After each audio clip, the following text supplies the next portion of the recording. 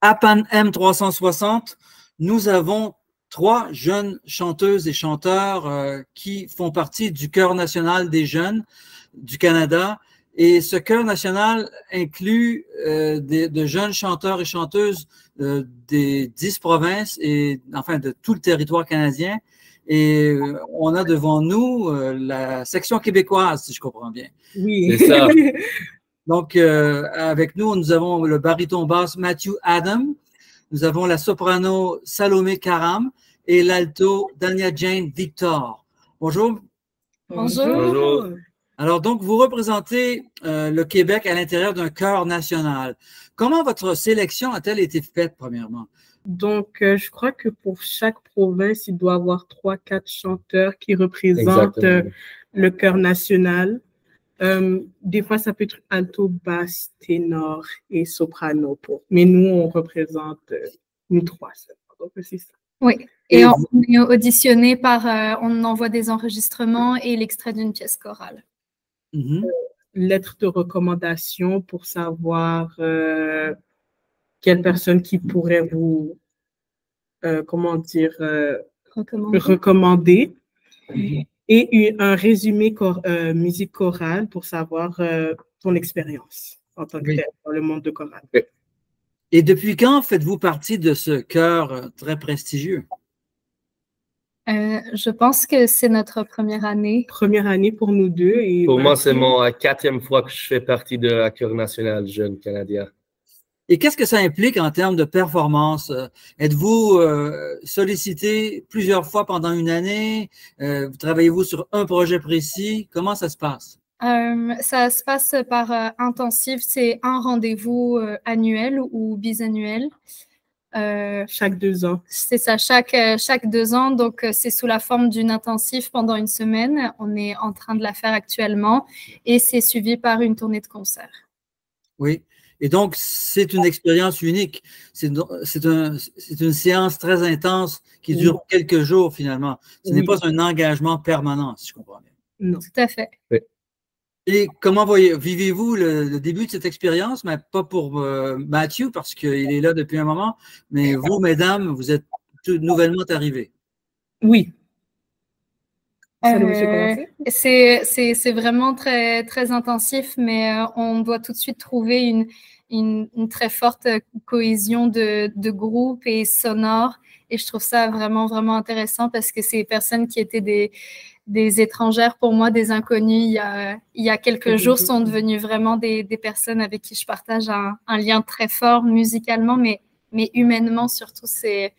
Pour moi, c'est vraiment surprenant et tout à fait unique comme expérience. Moi, c'est le partage d'énergie de différentes expériences parce que tout le monde provient de l'âge, c'est de 19 à 26 ans, donc avoir toutes sortes de personnes de tout l'horizon. On a toutes des façons différentes qu'on a appris, comment chanter, la musique chorale. Certaines personnes parlent l'anglais, le français, savoir comment gérer tout ce genre de choses, ce genre de challenge, j'aime beaucoup ça. Donc, moi, c'est vraiment cette partie. Aussi, rencontrer plusieurs personnes de différents bouts du Canada. Ils apportent avec eux différentes cultures que nous, forcément, on n'a pas au Québec. Donc, on apprend davantage sur le reste du Canada. Donc, je trouve ça vraiment intéressant. Oui. Oui, c'est varié, non seulement du point de vue des origines culturelles de chacun et chacune, mais aussi dans votre répertoire.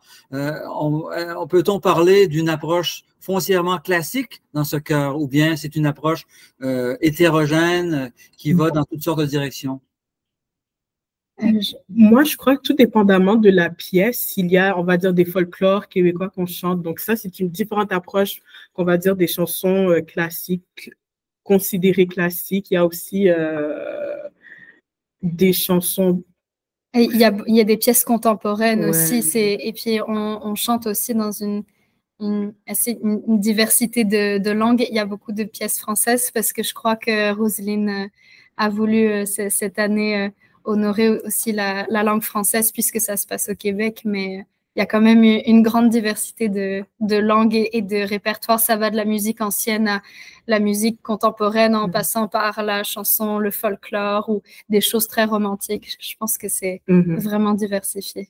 Ah oui, c'est très éclectique. Donc, vous pouvez faire de la pop, vous pouvez faire des musiques traditionnelles et du répertoire classique. Et Ouais. comme vous le dites, des musiques anciennes, donc pré-baroque, Oui. vraiment loin. Et donc, Monteverdi, par exemple, oui. Moi, Monteverdi. vos formations sont-elles essentiellement classiques avant d'arriver ou bien, je ne sais pas, il y a des gens qui peuvent avoir appris dans des chœurs gospel. Ça arrive souvent, par exemple, des excellents chanteurs de la communauté haïtienne à Montréal, Ouais. très souvent dans des chœurs gospel, dans des chants choraux de l'Église. Est-ce que c'est votre cas? Moi, c'est fascinant parce que c'est les deux. J'ai commencé ma formation classique avec des cours privés dans un programme d'art intensif, mais j'ai aussi commencé, la toute première fois que j'ai chanté, c'était à l'église. Les chants d'espérance, des chants qu'on apprend de bouche à oreille. Et en grandissant, c'est là que le classique et le gospel se sont mélangés ensemble. Donc là, maintenant, je suis un peu des deux. Je mélange les deux parfois selon la musique qu'on est en train de faire. Donc, des fois, ça prend un certain plus classique, mais des fois, on peut faire des petits swings, on peut faire des trucs. Donc là, c'est là que j'apporte ma culture haïtienne et le gospel aussi. Donc, ouais. Oui. Il y a aussi des chanteuses jazz. Oui. Et vous, Salomé, quel est votre background? Comment avez-vous commencé à chanter et où êtes-vous rendu maintenant? J'ai plutôt commencé par la pop, mais ça fait plusieurs années maintenant que j'étudie dans le classique. Donc, c'est à peu près là que... Et Oui. Mathieu aussi? Formation Oui. classique? Formation classique, exactement. J'ai fait mon baccalauréat à McGill et aussi mon maîtrise en voix et performance d'opéra. Et maintenant, je chante professionnellement. OK. Alors, il y a des gens qui ne sont pas encore professionnels et il y en a qui le sont devenus déjà. Donc, encore là, si c'est de 19 à 26 ans, les carrières ne commencent pas pour tous ou toutes de la même manière. Parfois, on peut commencer à 19 ans, parfois, on peut commencer à 25 ans. Alors, c'est jamais pareil. C'est ce qu'on constate au sein du cœur, n'est-ce pas? Oui. Bien sûr, oui. Oui. Et donc, parlez-nous de l'encadrement dans ce chœur national des jeunes du Canada. Notre chef de chœur, on va dire principal pilier, s'appelle Roselyne Blanc. C'est une excellente chef de chœur. J'ai eu la chance de chanter avec elle dans des chœurs à Montréal, tels que la Société chorale du Plateau, Mont-Royal. Donc, je connaissais déjà son travail et je savais qu'elle est vraiment excellente et elle trouve plein de méthodes pour rendre la musique super vivante et enrichissante, même si on n'est encore que dans les débuts, que c'est pas très sûr, que c'est encore solfégique.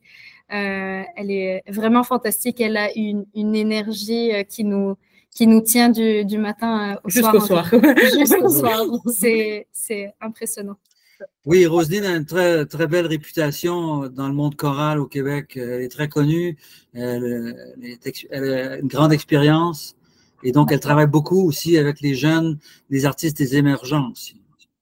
Nous avons aussi une apprentie chef de chœur, Kit Biel Passagoui.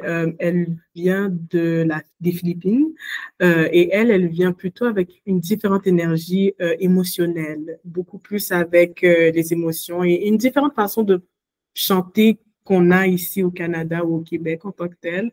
Donc, elle nous apporte ses expertises de son pays avec une pièce qu'on fait de la langue philippino qui est vraiment intéressante. C'est une pièce que je n'ai jamais faite de ma vie. C'est un répertoire totalement différent. Donc, on fait partie du chœur national du Canada, mais on emménage dans d'autres pays aussi, comme les Philippines. Donc ça, c'est une merveilleuse chance de l'avoir parmi nous. Oui, et les deux se complètent tellement bien dans leurs énergies, dans leur pratique, dans leur façon de travailler le répertoire. Mm-hmm. Oui.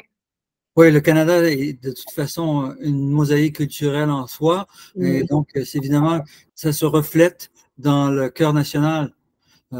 C'est normal. Il faut que ça représente un peu la réalité canadienne, j'imagine. Oui. Maintenant, le répertoire de jeudi prochain. Qu'est-ce que vous allez chanter? Beaucoup de choses. On a pour 1 heure de musique, si je ne me trompe. 1h10 de musique. Donc, vous pouvez peut-être nommer quelques pièces. OK.